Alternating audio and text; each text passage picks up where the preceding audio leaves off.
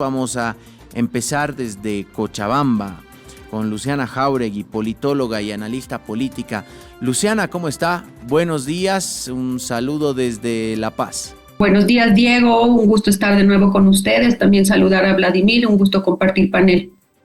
Muchas gracias, Luciana, ahora sí. Y desde Santa Cruz, un placer tenerlo nuevamente con nosotros. Estuvo un tiempo alejado justamente de las entrevistas debido a un tema de salud y nos alegra de verdad mucho que esté nuevamente activo para dar su mirada, su análisis. Siempre es un placer hablar con Vladimir Peña, abogado y analista político. Vladimir, ¿cómo está? Buenos días. Diego Montaño lo saluda. Muy buenos días, Diego. Muchas gracias a ustedes por la invitación y un enorme placer compartir este espacio con Luciana. Bien, vamos a ir a lo nuestro. Estamos a 6 días de las elecciones. Muchas encuestas han salido en este tiempo y claro, conforme salen las encuestas, también surgen las cuestionantes en torno a si se elaboraron bien, si era el número ideal de muestra, que si la distribución territorial fue la adecuada, que hay obviamente un voto invisibilizado históricamente en las encuestas. ¿Qué nos deja esta serie de encuestas que hemos visto en estas semanas, en estos meses y ahora a 6 días del proceso electoral, Luciana, en términos generales? Bueno, yo creo que de inicio las encuestas han revelado una profunda desconfianza estructural, yo diría, de las personas y de los votantes, no solo ya en el sistema político, sino inclusive en las encuestadoras, en los medios de comunicación hay una susceptibilidad muy grande respecto a las encuestas. Sin embargo, desde mi perspectiva, creo que las encuestas deben tomarse precisamente como lo que son, ¿no? Que son una suerte de estudios que muestran determinadas tendencias en un momento histórico muy específico y muy concreto, y que nos sirven como indicadores para evaluar lo que podría ser el posible escenario electoral, ¿no? Eso no quiere decir en absoluto que estas tendencias se vayan a traducir o homologar literalmente, pero que sí podemos a partir de ello identificar algunas corrientes, algunas tendencias generalizadas, ¿no? Yo ahí valoraría que hemos tenido varias opciones para contrastar. También he notado un esfuerzo metodológico importante en las encuestadoras respecto a tratar de hacer, por ejemplo, muestreos que cubren tanto el área rural como urbana, estratificados también, ¿no? Para poder capturar a distintos estatus sociales. Entonces yo creo que ha sido un esfuerzo para abarcar completamente, si se quiere, la heterogeneidad de la sociedad, pero por supuesto hay algunos elementos que siempre escapan a la naturaleza de las encuestas, más porque son factores cualitativos y quizás de orden más sociológico que no siempre las encuestas logran capturar, ¿no? Así que es bueno tomarlo como un indicador, pero también ser cautelosos respecto a sus resultados. Vladimir, podríamos decir que lejos de aquellos análisis que hemos escuchado, de que ya tiran grandes títulos y dicen la elección ya está definida, la segunda vuelta es Tuto Samuel, hay una gran cantidad de indecisos que puede tranquilamente volcar una elección. ¿O cuál es su mirada, Vladimir?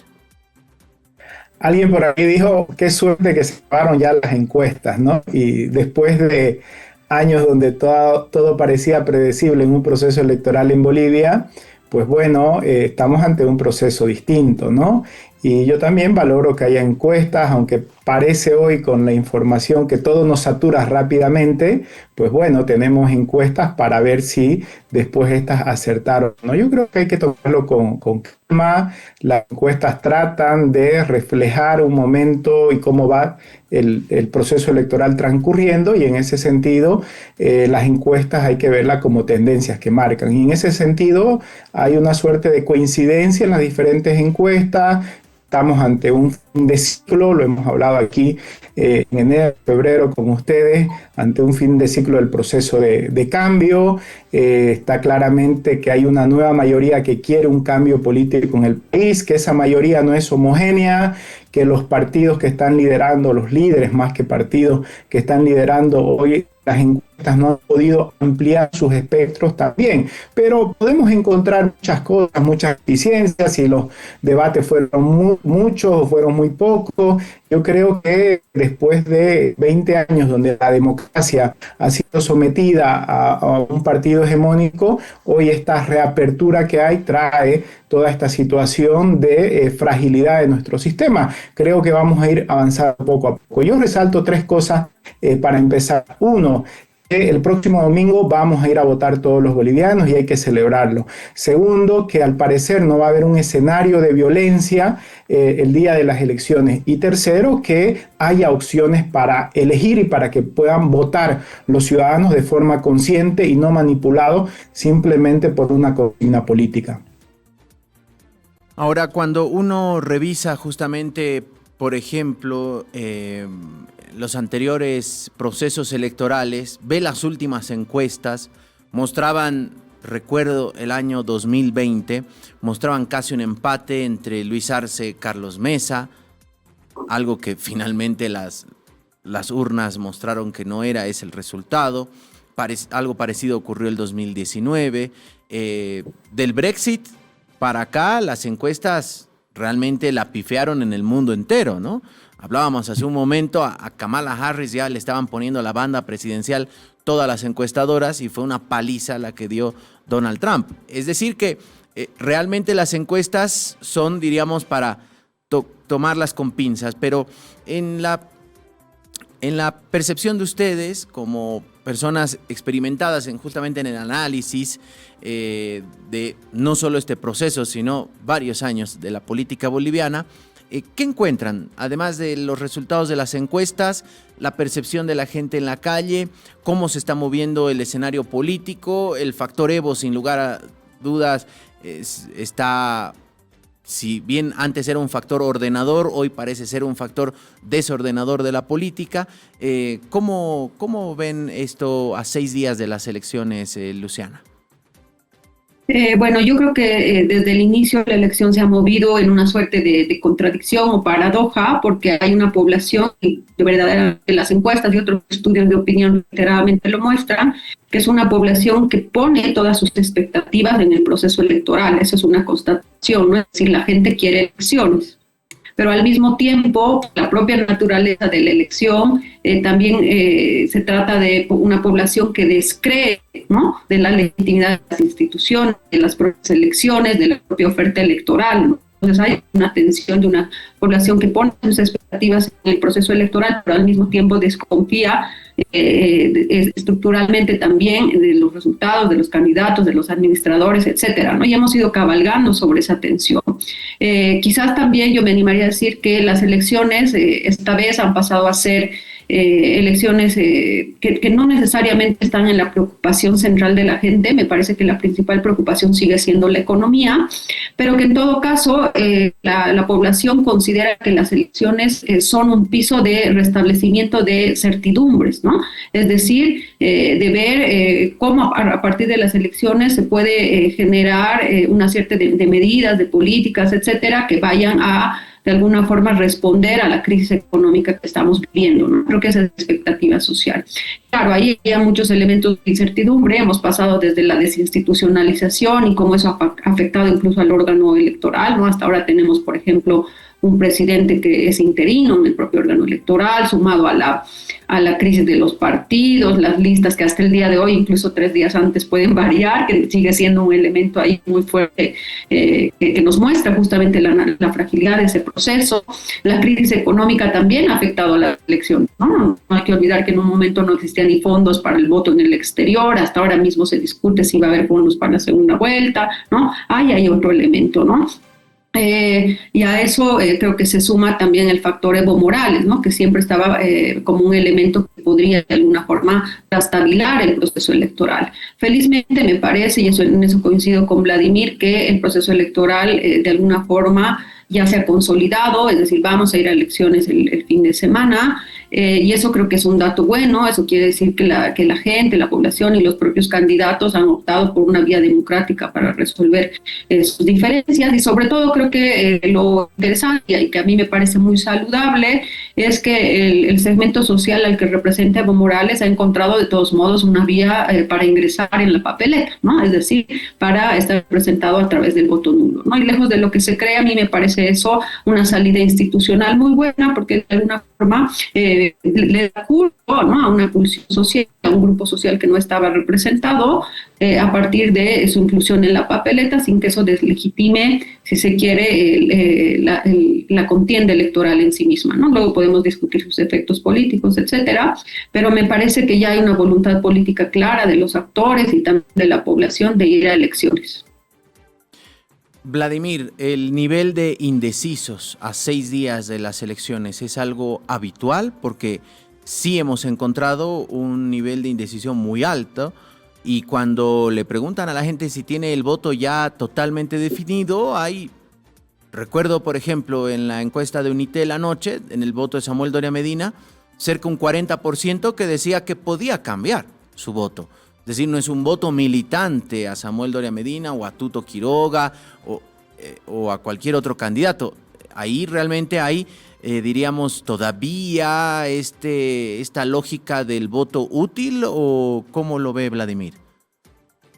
No creo que sea un tema de voto útil, por lo menos en los términos del 2019-2020, ¿no?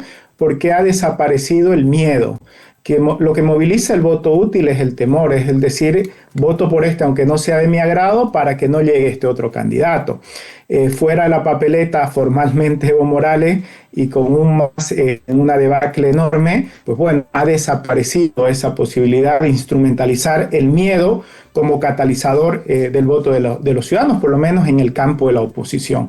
En este sentido, las encuestas uniformemente también marcan que hay un tercio de ciudadanos que no quieren ir a votar o van a ir a votar nulo porque el voto es obligatorio, porque un líder está estimulando aquella opción de resistencia, o van a votar otra opción de blanco, o todavía no han decidido su voto. Yo creo que dentro de ese tercio que todavía no va a votar por un candidato o no sabe por qué candidato votar, hay matices que habrá que verlo más adelante, post elecciones. Ya ahora no hay cómo medirlo, hay que hacer muchas reformas, coincido en eso con Luciana, que es un proceso electoral atípico. Lo bueno es que se ha llegado, pero ya veremos más adelante en qué condiciones se ha llegado. Yo creo que hay que hacer una reforma profunda para fortalecer nuestra democracia después de este proceso electoral. En ese sentido, considero también que es bueno que todos los líderes políticos promuevan opciones, y yo estoy en desacuerdo con aquellos que están satanizando a quienes votan nulo.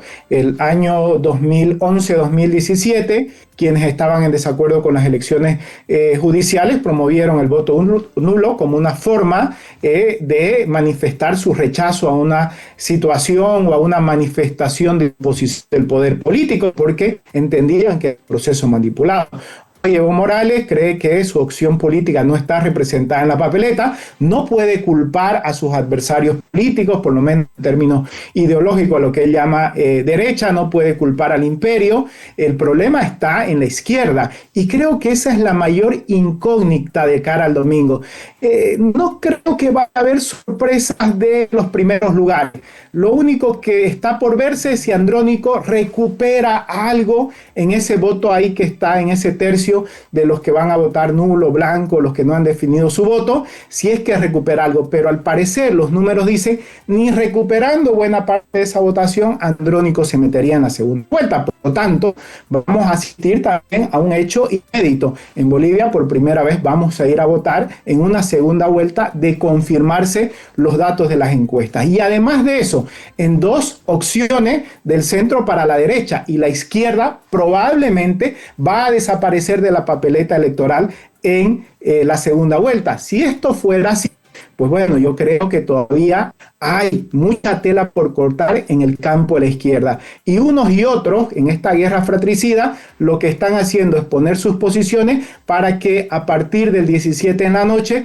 empezar a culpar al otro del fracaso que ha tenido la izquierda. Pero creo que hay un hastío, un cansancio en la ciudadanía con el gobierno y con el MAS, pero que esto no se queda ahí. También hay una fuerte interpelación al sistema político y creo que quienes lideren el país a partir del próximo 8 de noviembre tienen que entender ese sentimiento. Por eso la gente no va a votar por proyecto o por un candidato que le brinde ilusión, expectativa de cambio. La gente va a ir a votar para terminar un ciclo con la expectativa de abrir una nueva etapa que sea mejor.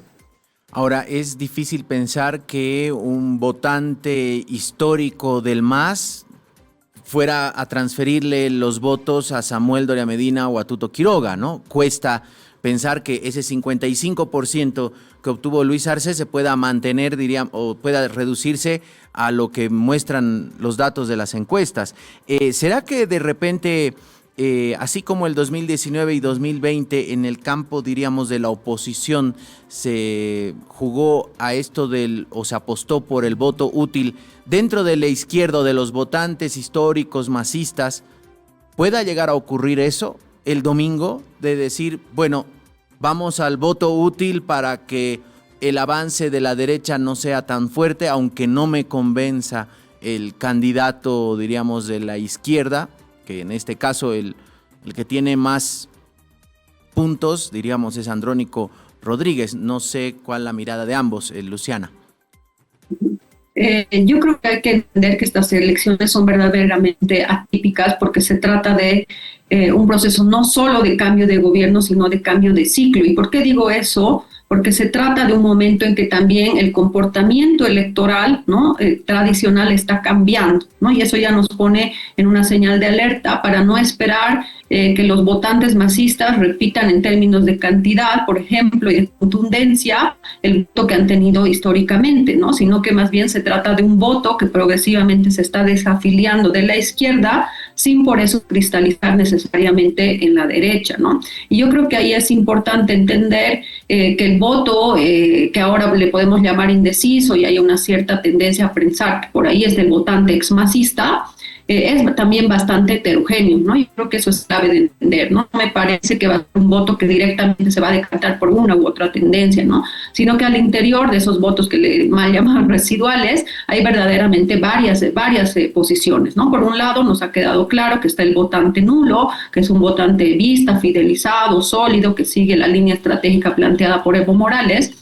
Pero también hay otro votante que es, como les decía, que se ha desencantado de la izquierda, pero tampoco quiere votar por la derecha tradicional, ¿no? Y está votando, buscando nuevas opciones. Esto se ve, por ejemplo, y lo podemos discutir más adelante, en la candidatura primero de Dunn y ahora de Rodrigo Paz, ¿no? Donde esas terceras opciones, nuevas opciones empiezan a crecer aceleradamente, ¿no? Y ahí estamos viendo que hay un votante ahí que está buscando una opción nueva, distinta, más allá de la política tradicional en los dos frentes, ¿no? A eso yo sumaría que puede haber también un votante indeciso, más bien tal vez menor, pero también entre las dos primeras candidaturas, ¿no? Que finalmente se va a decantar en el último momento, es si votar por Tuto o Samuel, ¿no? Entonces eso nos muestra que el voto residual no es un voto para nada homogéneo, ¿no? Yo ahí coincidiría con Vladimir en el sentido en que es un poco probable que tengamos grandes sorpresas en la elección, porque me parece que ha quedado claro que la crisis económica fundamentalmente, pero esa división y esa pelea tan cruda que ha tenido el MAS y sus efectos además en el Estado han generado evidentemente impactos, ¿no? Muy directos, es decir, le están cobrando facturas directamente a toda la izquierda, ¿no? Y eso se puede ver con mucha contundencia en la papeleta electoral, ¿no? Pero yo sí, ahí sí sería cuidadoso en que las fuerzas opositoras sean completamente triunfalistas o algo por el estilo, ¿no? Yo creo que también se ha mostrado de entrada que la oferta electoral no necesariamente se corresponde con las demandas sociales. Eso está muy claro, ¿no? Hay un descontento estructural de la gente con las opciones que tiene para votar, ¿no? Prácticamente diríamos que es un voto pragmático y resignado, ¿no? Que está votando por alguien que le resuelva más o menos la crisis y que sea el menos peor entre todos. Ese es el voto y sería un error entender para los candidatos que están en las primeras mayorías, que hay voto fidelizado y adhesiones proactivas, claras. No está sucediendo, ¿no? Y se muestra en la debilidad y el estancamiento de esas candidaturas, ¿no? Pero y del otro lado, tampoco sería bueno pensar que el masismo va a desaparecer de una vez por todas, ¿no? Es decir, no solamente en sus opciones políticas, sino en su base social.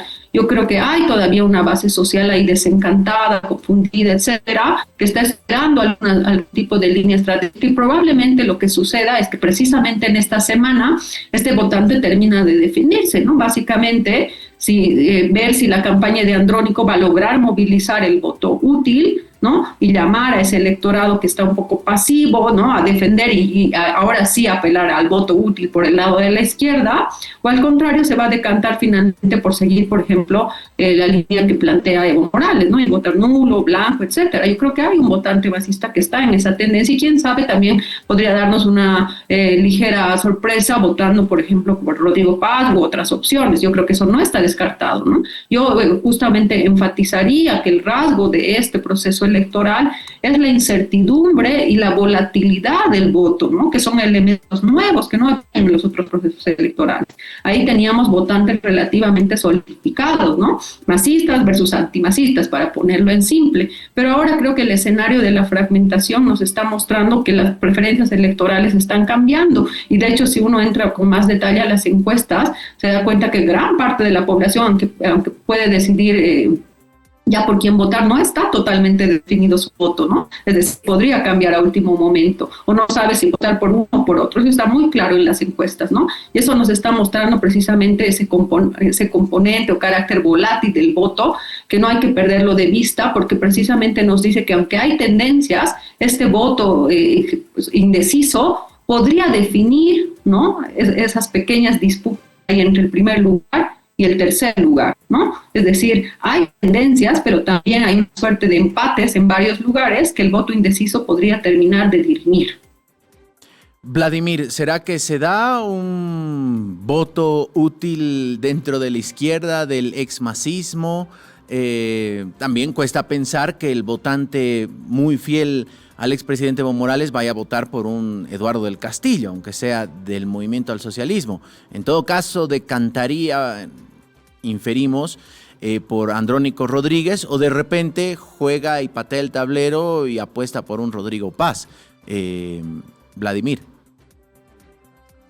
Considero que el 55% o el 60% que sacaba Evo Morales antes no se trata de votos fidelizados al MAS, ¿no? Buena parte de ellos sí.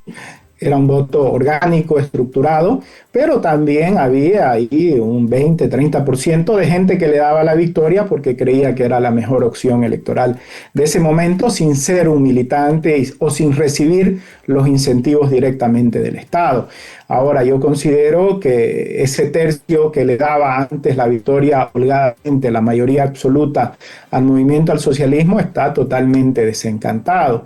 En eso también hay una suerte de coincidencia en las encuestas, cuando se le pregunta a la gente si quiere cambio o no para medir el grado de insatisfacción, y hay un 65-70% de la ciudadanía que quiere cambio. Eso quiere decir que un 20-30% de los que apoyaban al MAS no lo van a apoyar. Lo que está por verse si el MAS en sus diferentes vertientes puede llegar a ese 30% de base popular que ahora está ahí confundida con los mensajes que ha recibido de sus líderes, ciertamente frustradas, ¿no? Y creo que eso es lo que va a traer todavía mucho análisis por delante. Entonces, ese tercio puede ser que se divida en un voto directo por alguno de los dos candidatos que quedan del ex movimiento al socialismo, o puede ser que también se comparta con Evo Morales. Evo Morales al final está devorando a la generación Evo dentro de la construcción de su propio liderazgo. Yo creo que Evo Morales se ha vuelto un problema para el propio movimiento al socialismo. Uno puede discutir o no los fallos, la forma como le quitaron el partido y todas esas cosas. Puede ser y creo que es una discusión interminable en la izquierda, pero al final hay que tener racionalidad y sensatez político. Evo Morales está errático hace muchísimo tiempo, hoy porque él no está en la papeleta, porque además se lo han hecho de la misma forma como él hacía en el pasado, con un sistema que él diseñó, o sea, el Frankenstein que se lo está devorando. Pues bueno, Evo Morales ahora no ha encontrado otra mejor opción que ir contra las propias opciones de izquierda, porque si bien es democrático promover el voto nulo, está dentro de las opciones, al final está claro que es una estrategia pensando en él, en el día después de las elecciones. Él, así como se apartó del gobierno de Arce y se volvió un opositor, hoy toma distancia de esto que va a ser un fracaso de la izquierda. Es decir, estos líderes, los del cambio forzado en el MAS, porque el partido fue incapaz de promover otros liderazgos, el de Andrónico, el de Adriana o el del Castillo, de los jóvenes que sean. Pues bueno, yo no soy parte de este fracaso, es lo que va a decir Morales. Y la opción del voto, más aún si el nulo saca más que él, independientemente de los que tradicionalmente votan nulo en contra del sistema, que se van a mezclar con los votantes evistas ahora, y puede ser que inclusive tenga más votaciones que Andrónico, entonces ahí va a decir, se va a sentir legitimado para intervenir la reconstrucción de la izquierda, y yo creo que eso va a ahondar todavía una noche mucho más larga de la crisis de la izquierda. Entonces yo no veo salida en la izquierda. También es cierto, Andrónico ha cometido muchos errores, no es el Boric que muchos idearon al inicio de este proceso electoral. Creo que subestimaron a Evo Morales también, pensando que dejarlo fuera del partido, fuera de la papeleta, no iba a tener acción. Pese a todo, Evo Morales sigue teniendo una interpelación en el país, cada vez menor, está envejeciendo en el ocaso de su vida de la peor forma posible, pero bueno, se ha vuelto el incordio en la izquierda, y creo que eso va a dificultar la reconstrucción y peor la regeneración del liderazgo en la izquierda. Vámonos ahora a la acera del frente, ¿les parece? ¿Qué pasa en la derecha? Llama poderosamente la atención que tanto Samuel como Tuto, desde las primeras encuestas, hayan crecido 1%, movido 0.5%, pero ahí quedaron en 20, 21% en todas las encuestas que hemos visto. Es decir, arrancaron ya tocando el techo y no han podido romper ese cielo falso y de repente dispararse a pesar de la fuerte, diríamos, convocatoria a las soluciones de la crisis económica. Samuel Doria Medina prácticamente ha centrado su campaña, su fórmula presidencial al tema económico, pero parece que eso no termina de cuajar, por lo menos según las encuestas. Luciana. Sí, creo que también un dato del proceso electoral, y yo diría inclusive del proceso político, es que esta crisis de la izquierda no la capitalizan mecánicamente las fuerzas de derecha, ¿no? Yo creo que se ha podido ver que se trata de opciones electorales que también han permanecido estancadas, y que no han logrado generar adhesiones grandes, ¿no? Yo creo que una de las constataciones reiteradas de la encuesta es que ya tenemos, si se quiere, liderazgos y candidaturas consolidadas en los primeros lugares, pero al mismo tiempo estancadas y congeladas, ¿no? Y la pregunta ahí es ¿por qué? ¿Por qué está sucediendo eso, no? Yo creo que una de las dificultades más grandes históricamente, pero también ahora en particular, se trata de que son opciones electorales, si se quiere, intraétnicas e intraclase, ¿no? Es decir, se mueven en los mismos círculos sociales. Y eso quiere decir que se trata de un voto segmentado, es decir, que corresponde a un solo nicho social y que tiene poca transversalidad de penetrar a otros sectores populares, ¿no? Ese es un dato importante, porque si vemos ya las últimas 3 encuestas, nos están mostrando prácticamente que los 2 primeros candidatos, estoy hablando de Samuel y Tuto, prácticamente ya han llegado a su techo y que no pueden crecer si no es uno comiéndose al otro, pero tienen una gran incapacidad para hablarle a ese votante indeciso, que básicamente es un votante exmasista, ¿no? Es decir, que tiene un perfil popular, ¿no? Entonces ahí nos está mostrando las barreras sociológicas, inclusive, de estas fuerzas políticas para hablar a otro segmento social que no sea su propio grupo social, ¿no? Ahí yo añadiría que también, bueno, quizás la única diferencia es que en el último tiempo la relativa distancia que había que se estaba consolidando entre Samuel y Tuto prácticamente se ha reducido, y hay una constatación que ahí hay un empate técnico, y básicamente todas las encuestas lo demuestran, ¿no? El margen de error, de hecho, hace todavía más estrecha esa diferencia, ese es un hecho. Pero al mismo tiempo nos muestra la incapacidad de estas fuerzas políticas para diferenciarse uno del otro, ¿no? Y eso se ve con mucha contundencia, por ejemplo, cuando se ve las segundas opciones, no sé si han podido ver. Entonces, los votantes de Samuel son los votantes de Tuto y viceversa, ¿no? Y eso es precisamente porque ninguno ha podido diferenciarse del otro. Yo creo que relativamente hay algunas ventajas que ha logrado obtener Samuel que marcan una tendencia, si se quiere, con mayor fuerza, que es que tiene una estructura partidaria, ¿no? Relativamente consolidada, eso lo viene construyendo desde hace mucho tiempo, estoy pensando en unidad nacional, hay un liderazgo más bien cohesionador, ¿no? Cohesionador desde arriba, y es una fuerza política relativamente más moderada y por tanto con mayor capacidad de hablarle a los votantes de los sectores medios y populares, ¿no? Eso se ve con claridad en el Alto, por ejemplo, inclusive algunas encuestas tras bastidores de segundas vueltas te dicen, ¿no? Que si habría una segunda vuelta entre Tuto y Samuel, ganaría Samuel. A eso yo sumaría sus alianzas, por ejemplo, con Camacho y Santa Cruz, que finalmente lo han terminado catapultando en ese departamento, ¿no? Que no es menor, ¿no?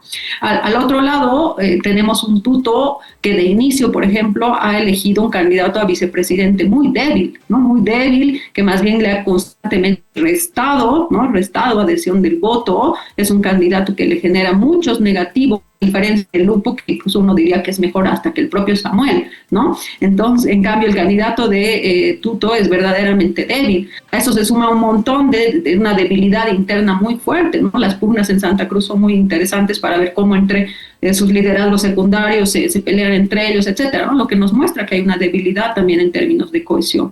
A eso yo sumaría que Tuto tiene una posición política mucho más dura y un liderazgo mucho más confrontativo, ¿no? Y eso, claro, puede fidelizar al voto antimacista duro, pero tiene, por supuesto, muchas menos posibilidades de irradiarse a estos otros votantes exmacistas que no quieren que se interpele su identidad, su subjetividad, etcétera, ¿no? Es decir, hay un Tuto más radical, pero también más atrincherado, ¿no? Y esa es una de sus limitaciones, ¿no? Yo añadiría ahí que una de las dificultades constantes y reiteradas de la campaña es que han sido, si se quiere, campañas políticas excesivamente tecnicistas, ¿no? Es decir, que no han tenido muchas dificultades para conectar esas propuestas económicas con la vida cotidiana de la gente, y eso es un hecho, ¿no? Te pueden explicar cómo van a conseguir fondos públicos, qué cosas van a hacer en el Estado, cómo lo van a reducir, etcétera, pero no te pueden explicar qué va a hacer la gente al día siguiente cuando quiten la subvención a la gasolina, ¿no? O sea, es decir, no logran concretar sus agendas y su programa de ajuste a responder las demandas y los problemas cotidianos de la vida de la gente, ¿no? Ese es un hecho. Yo sumaría además que se trata ya, pese a las inversiones millonarias, de campañas bastante desgastadas, es decir, que ya no tienen nada nuevo que decirle a la población, ¿no? Y esto es bien interesante porque ustedes saben que justo muchos de ellos han retirado su participación del debate, ¿no? Y eso a mí lo que me está mostrando es que estos candidatos que están en los primeros lugares han decidido optar por estrategias conservadoras, ¿no? Es decir, ya no correr riesgos para interpelar al votante indeciso porque no quieren correr el riesgo de perder, y al contrario, ¿no? Replegarse en lo que ya tienen y más bien mantener un perfil bajo que lejos de ponerles en peligro los consoliden donde están, ¿no? Yo creo que básicamente están apuntando eso, ¿no? Entonces, bueno, lo que se ve en perspectiva es que vamos a tener, si se quiere, una gobernabilidad frágil, ¿no? Con candidatos que tienen poca legitimidad, y yo añadiría esto más, Diego, para cerrar, es que, bueno, si bien se trata de los primeros 2 o 3 lugares, ahí podemos discutir luego el tercer lugar que también está en disputa, pero estos primeros lugares comparten evidentemente un modelo de país, ¿no? Un modelo de país mucho más liberalizado, liberalización económica, etcétera.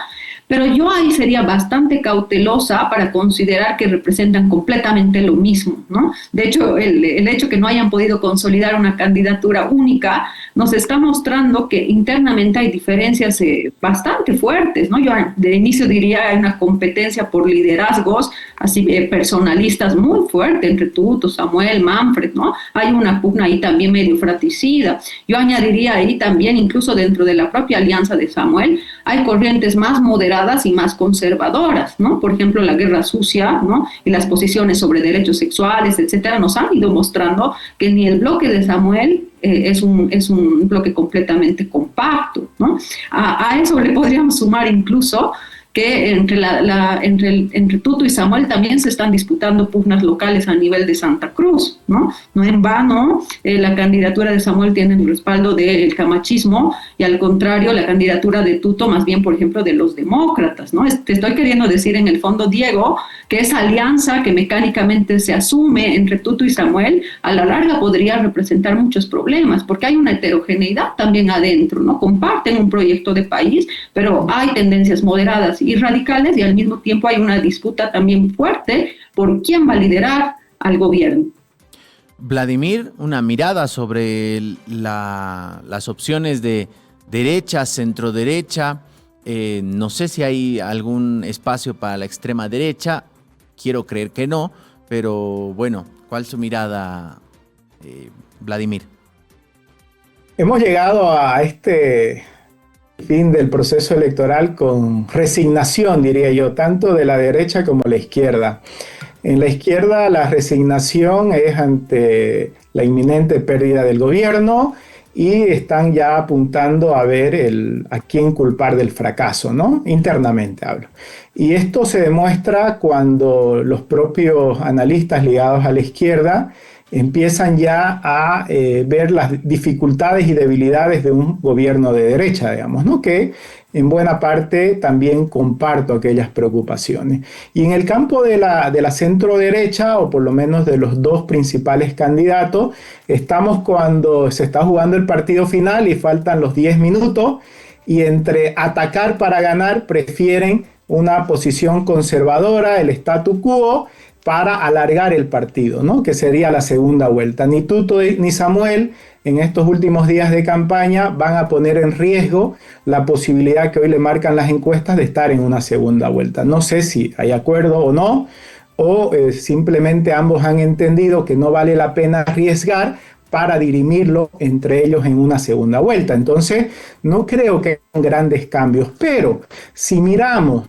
el bosque más completo fuera de los dos primeros, qué es lo que está pasando si uno agrega al voto de Samuel y Tuto 40-42%, que uno puede decir es el voto tradicional. Samuel en su mejor momento en los 20 años, en las 3 o 4 participaciones que ha tenido, sacó 25-26% el año 2014. Tuto Quiroga lo propio el año 2005, sacó 28% si no me equivoco. Y ahora estos datos que le dan entre 21 y 23 en votos válidos van a estar ahí. Creo que ninguno más allá del 30%. Entonces, uno puede decir, son líderes que no pueden salir de sus espectros, no pueden avanzar, pero cuando uno mira a Manfred Reyes Villa, a el propio Rodrigo Paz, que en términos de discusión y de esta polarización que nos ha hecho tanto daño de masismo, antimasismo o de izquierda y derecha, pues bueno, la oposición está en 60%. Entonces, que no es un dato menor. Si usted agrupa todo eso, pueden inclusive, insisto, si es que estos datos se confirman en la votación del domingo, podemos estar hablando que la oposición puede llegar a tener los 2/3, que esto era algo impensable antes. Sin embargo, considero que todavía hay algunas variables que van a hacer que la fotografía no sea tal cual nos las están mostrando las encuestas. A partir del día lunes tenemos otro partido muy distinto, ¿no? Ahí vamos a ver si Tuto y Samuel, si es que definitivamente van a una segunda vuelta, cómo lo hacen, cómo pueden llegar a espectros mucho más amplios, qué va a hacer la izquierda sin tener un candidato en la segunda vuelta. Entonces, yo creo que es otro partido muy distinto. Comparto con Luciana, Tuto representa de manera más fiel los valores de la centro derecha o de la derecha liberal. Samuel ha tenido la virtud de ponerse un centro entre que algunos le critican la tibieza, para otros no genera, para el campo popular desplazado del gobierno, no va a generar tanto miedo como podría generar Tuto Quiroga, pero también vamos a ver qué hacen Manfred o Rodrigo, y yo creo que al final de esto hay 3 espacios hoy en la política boliviana. Se ha roto esa polaridad entre masismo y antimasismo por dos motivos fundamentales. Uno coyuntural, la crisis económica.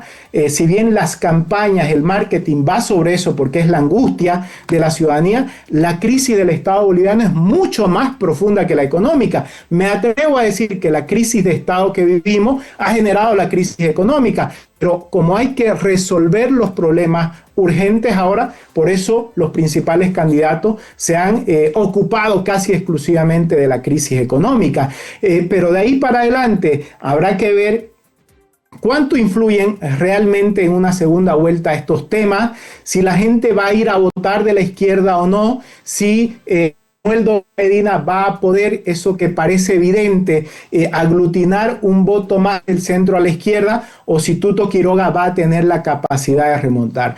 Yo he visto que Tuto Quiroga está haciendo un esfuerzo enorme por tratar de suavizar el mensaje. Si uno ve el Tuto Quiroga de enero, que lanzaba 50 adjetivos contra Evo Morales en cada conferencia de prensa que asistía, hoy vemos a un Tuto Quiroga incómodo, obviamente, porque seguramente es parte de la estrategia de sus asesores, impropio para él contenerse de esa agresividad, ir sobre un campo más reflectivo, más constructor, menos beligerante.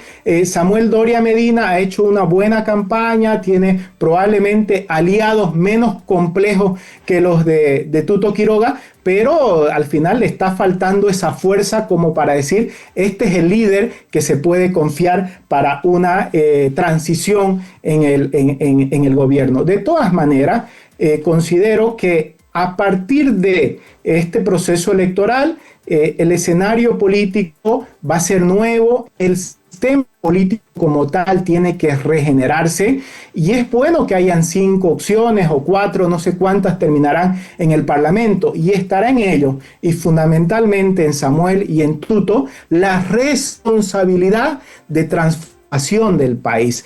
La crisis económica, hay muchas cuestiones que pueden generar un augurio negativo y de corto plazo para ese gobierno, que es la apuesta y básicamente de la izquierda, ¿no? Ante el derrotismo de la izquierda, ahora tratan de generar incertidumbre sobre un próximo gobierno por las propias experiencias pasadas, porque son líderes que no entienden las nuevas transformaciones del Estado. Seguramente hay argumentos para aquello, pero considero que estamos ante una oportunidad enorme para empezar una transformación. Va a depender cómo va a votar la gente el domingo, fundamentalmente lo que hacen esos líderes con el encargo democrático que van a recibir para la segunda vuelta, para la conformación del gobierno y la gobernabilidad y las transformaciones que necesita el país de aquí para adelante.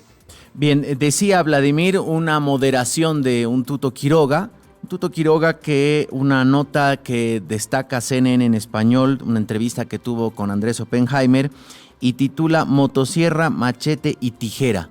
El plan de Tuto para estabilizar la economía de Bolivia. Muy a lo Milei, ¿no? Por el tema de la motosierra.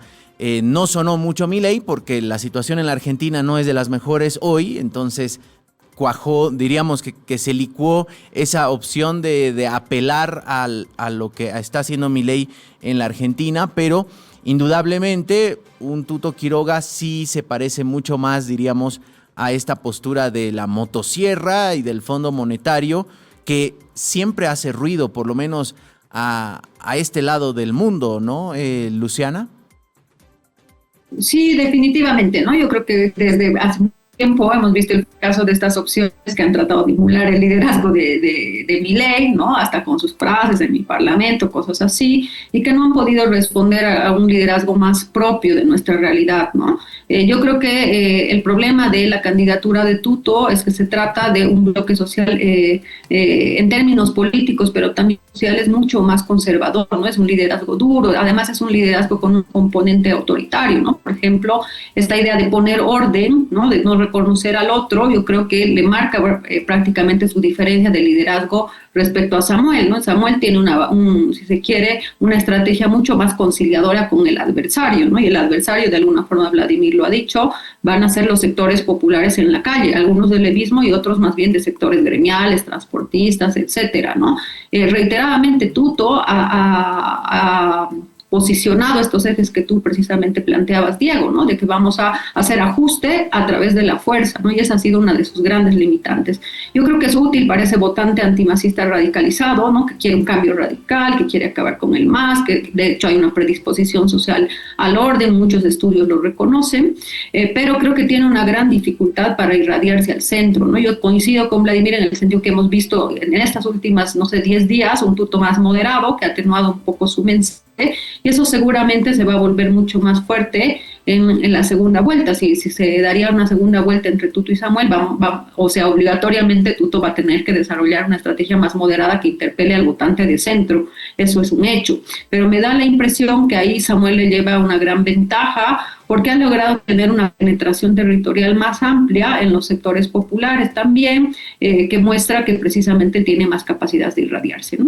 Yo ahí diría que hay dos elementos importantes que de alguna forma nos podemos adelantar un poquito al escenario de segunda vuelta, que es precisamente qué posición van a tomar estas terceras opciones, y ahí es cuando el voto de Samuel, el voto de Rodrigo Paz, por ejemplo, se muestran decisivos, ¿no? Porque pueden aumentar el voto a favor de uno de los dos candidatos primeros, es decir, Samuel o Tuto, ¿no? Y luego, por supuesto, está la encrucijada que le vas a poner al votante de izquierda, que va a tener que decidir entre votar a Tuto o votar a Samuel, ¿no? O incluso tal vez permanece esta tendencia del voto nulo, hasta podría crecer, ¿no? Es decir, el votante de izquierda también se va a poner si se quiere, en conflicto, porque va a tener que elegir entre opciones de derecha, ¿no? Ahí yo creo que evidentemente vamos a tener un parlamento pluralista, fragmentado. Ahí todavía lo que está en disputa es si va a ser centrípeta, ¿no? Es decir, si va a haber una competencia hacia el centro con una confluencia de ideas, o va a ser más bien polarizado, ¿no? Y vamos a tener quizás una izquierda reducida, pero que al fin y al cabo represente otro proyecto de país. Eso creo que todavía está en juego, ¿no? De acuerdo a cuánto pueda o no cambiar el escenario de Andrónico Rodríguez en función de los indecisos, ¿no? Entonces, yo me animaría a decir que, claro, estamos pasando de un sistema de partidos predominante a un sistema de partidos fragmentado, pero el rasgo centrípeto o centrífugo polarizado, quiero decir, está todavía en disputa, ¿no? Ahí lo que me parece, a pesar de que Vladimir de alguna forma lo decía, ¿no? Bueno, al fin y al cabo hay un 60% de la población que está votando al centro derecha o a la derecha. Yo creo que eso es en efecto así, pero también creo que hay algunas limitaciones, ¿no? Porque al final estos candidatos nos están mostrando un proyecto de país, y aunque sean distintas vías, ¿no? En el fondo no hay un pluralismo de proyecto, ¿no? Incluso yo me animaría a decir que en estas últimas semanas lo que hemos visto es que todos tienen programas de emergencia, pero hasta ahora ninguno tiene un proyecto de país, ¿no? Y eso está muy claro, es decir, no hay un horizonte estratégico a largo plazo que no sea estas medidas de ajuste estructural, ¿no? Yo creo que ahí hay una deuda muy grande de las fuerzas opositoras que en 20 años no han podido producir un proyecto de país, ¿no? También yo me animaría a decir que el liderazgo, por ejemplo, de Rodrigo Paz es algo distinto. Yo creo que también eso hay que saberlo leer. Y no per se por Rodrigo Paz, sino que esta tendencia que se viene de alguna forma presentando desde el 2019, ¿no? Con Chi, luego aparece Dum, luego que se quita Dum, entonces sube Rodrigo Paz con el Capitán Lara, ¿no? Algo nos está diciendo también, porque al fin y al cabo, bueno, no le alcanza el tiempo para crecer más allá, pero es al fin y al cabo la tendencia que más aceleradamente está creciendo, ¿no? ¿Quién se imaginaría que ahora veríamos en las encuestas a un Rodrigo Paz en tercer lugar desplazando a Andrónico y a Manfred, ¿no? Era algo más o menos impensable. Pero ¿qué nos está diciendo eso? Que hay una demanda también de la sociedad de querer un proyecto nuevo, de querer liderazgos nuevos, ¿no? Inclusive si corresponden a la derecha, porque es evidente que Rodrigo Paz comparte la mirada de ajuste estructural, de liberalización de la economía, etcétera, pero que lo plantea por otra vía y quizás inclusive con una vía que capitaliza la antipolítica, ¿no? Es decir, este malestar de la población con la política tradicional, ¿no? El Capitán Lara es una muestra de eso, ¿no? Porque de alguna forma me da la impresión que la población está buscando liderazgos que tengan experiencia, pero que sean relativamente nuevos respecto a la competencia tradicional. Parece una contradicción, pero eso está buscando la gente, ¿no? Alguien que sepa, pero que sea nuevo, ¿no? El perfil de Dum, por ejemplo, te mostraba eso, ¿no? Un liderazgo tecnicista, pero que esté por fuera de la política tradicional. Y esa es una demanda muy recurrente. A eso yo sumaría que hay una demanda también como moral, de autenticidad, ¿no? De buscar liderazgo que se correspondan más fielmente a lo que dicen, ¿no? Eso es bien interesante, por ejemplo, en el Capitán Lara, Ustedes han debido ver también las encuestas, que el capitán Lara le duplica en preferencia electoral incluso a candidatos como Lupo, por ejemplo, ¿no? Eso explicar, creo. Ese es el elemento nuevo que está germinando en la sociedad y yo creo que a largo plazo más bien esa tendencia va a ir creciendo, ¿no? Y yo ahí añadiría que también hay que pensar, porque al fin y al cabo la política no es aritmética, ¿no? No es sumar uno más uno y ya está, sino que inclusive en un escenario de debilidad de la izquierda, las tensiones pueden aparecer también dentro de la derecha, ¿no? Yo creo que hay que ser bastante prudentes en eso, ¿no? Y sobre todo a mí me preocupa que las medidas que se vayan a tomar en perspectiva estén respaldadas solo por un núcleo de la sociedad, es decir, por un segmento muy específico en términos de origen social, clase, etnicidad de la sociedad y no por toda la población. Porque, bueno, es muy fácil hacer pactos entre iguales, eso es más o menos fácil, ya lo han adelantado, de hecho, los candidatos, ¿no? El problema es y la pregunta que no les hemos hecho a los candidatos es qué van a hacer respecto al levismo, por ejemplo, o a las protestas populares que van a venir después, ¿no? Ese es el problema, ¿no? Porque un verdadero pacto social se construye básicamente entre distintos y diferentes. Y yo creo que ese es el pilar de la gobernabilidad. Pensar a la gobernabilidad como un elemento reducido a la Asamblea Legislativa creo que es un error, ¿no? La gobernabilidad, lo hemos dicho reiteradamente, se tiene que construir en este proceso justo de cambio de ciclo, de redefinición del modelo económico y político del país, sobre dos pies, ¿no? Uno es sobre la Asamblea Legislativa, pero el otro es sobre la calle. Vladimir, esto que mencionaba Luciana, el crecimiento de Rodrigo Paz, la caída de Manfred Reyes Villa, que el año pasado prácticamente ya era como el candidato favorito, pero vemos que eso prácticamente se diluyeron las opciones, según las encuestas. Está reflejando que para 2030, miren la ansiedad en la que estamos, no llegamos al 17 de agosto y ya pensamos en las del 2030, ya será un proceso de jubilación. Decía Vladimir en su anterior intervención, Evo Morales está llegando al ocaso de su vida política. ¿Le pasará lo mismo a Jorge Quiroga, a Samuel Doria Medina, a Manfred Reyes Villa? Es decir, esta es el último cartucho que van a tener justamente estas elecciones. Es difícil predecir eso con los políticos bolivianos que nunca entienden que es momento de jubilarse, ¿no? Pero considero que estamos abriendo una nueva etapa difícil, compleja, que nos invita a todos a repensar el país. Esa es la lección de ahora. Entiendo que en algunos puede haber frustración, miedo, temor a lo nuevo, resignación, en otros algarabía, euforia.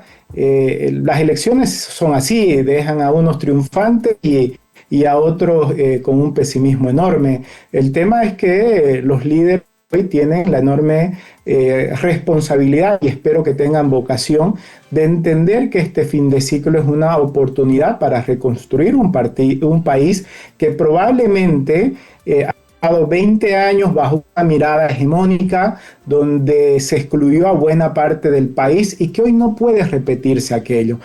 La democracia tiene que cambiar, que el hecho de que hayan 5 fuerzas en el Parlamento no significa una ingobernabilidad, sino más bien la posibilidad del entendimiento, del encuentro, del debate, de la discusión, pero también de la sensatez y del pacto, del acuerdo, de pensar en el país. No podemos seguir bajo esta mirada de imposición. Yo tengo hoy la mayoría e impongo.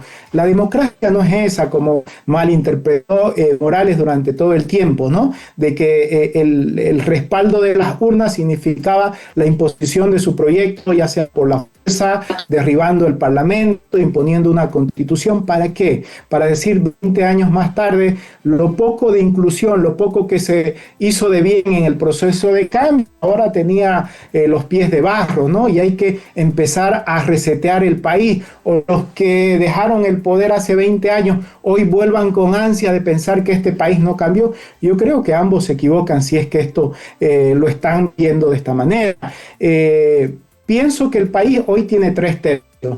La oposición tradicional, que la representan Tuto y Samuel, insisto en los datos de ellos mismos para ver que no han podido trascender mucho más allá, pese a la enorme debacle del movimiento al socialismo, la izquierda que se va a reducir entre los votos válidos de sus opciones y el voto nulo del señor Morales, que va a estar un poco menos de 30%, estimo, y hay otro que ahí ha surgido, al menos que yo llamaría los desencantados. Comparto con Luciana, esta gente que está harta de la polarización, de un modelo político insufrible, improductivo para el país, con todas estas imágenes que ojalá nunca se repitan, de una asamblea bloqueada, de un ejecutivo más preocupado en torpedear a los otros órganos que en desarrollar políticas públicas que beneficien a la gente. Entonces, ese tercio de votantes al inicio veía en Manfred, ¿no?, un líder tradicional que se fue de corte populista, también que regresó, veían que es un buen alcalde de Cochabamba y decían, esta es la opción. Se fue desvaneciendo Manfred por sus propios errores, entre otras cuestiones. Apareció también Chi, ahora después Dunn, ahora Rodrigo. Yo creo que ahí hay un tercio de gente que está insatisfecha con lo que ha sucedido, con el sistema político. El desencanto es mayúsculo. Igual van a ir a votar y votarán por una opción, ya sea por el voto útil, por salir, por la expectativa de que las cosas cambien, para evitar que hayan más bloqueo y estas cosas, pero el sistema político como tal no se va a rehacer en este 17 de agosto ni en la segunda vuelta. Es una tarea posterior y que va a ser fundamentalmente una obligación de que tengan representación en el Parlamento Nacional. Las elecciones nos dan la posibilidad de tener una nueva representación y que esos representantes de la ciudadanía, esos líderes, esos dirigentes, empiecen a enrumbar un país que ahora el MAS ha alzado las manos porque no tiene opciones para poder reconducirlo. La incapacidad de mostrarse que refleja fielmente el fracaso del proceso de cambio. O también ver a Andrónico contradecirte en 2 días en conferencias de prensa distintas, dicen, meten miedo a la ciudadanía. Es como cuando el avión está sin piloto. Entonces la izquierda ya no es una opción por ahora. Veremos lo que pasa el 2030. Pero creo que ahora lo que van a decidir los ciudadanos es cambio. Ante la insatisfacción, el hastío, el agotamiento, cambio. Y de ahí para adelante esperemos que el país empiece a cambiar en la dirección adecuada, asumiendo las cosas que se han hecho bien y fundamentalmente las enormes cosas que están mal, económica, política e institucionalmente en el país. Y veremos qué pasa en las subnacionales, ¿no? Porque esa también será una reconfiguración del territorio, de la política. En teoría, el levismo va a apostar a conseguir una sigla, a crear su sigla para participar en las subnacionales. De qué manera lo subnacional puede convertirse también en un contrapeso ante la ausencia del levismo, en este caso, en la Asamblea Legislativa. Así que hoy no tomé las pastillas para la ansiedad, así que ya hablamos del 2030, hablamos de las subnacionales, veremos qué pasa el siguiente lunes.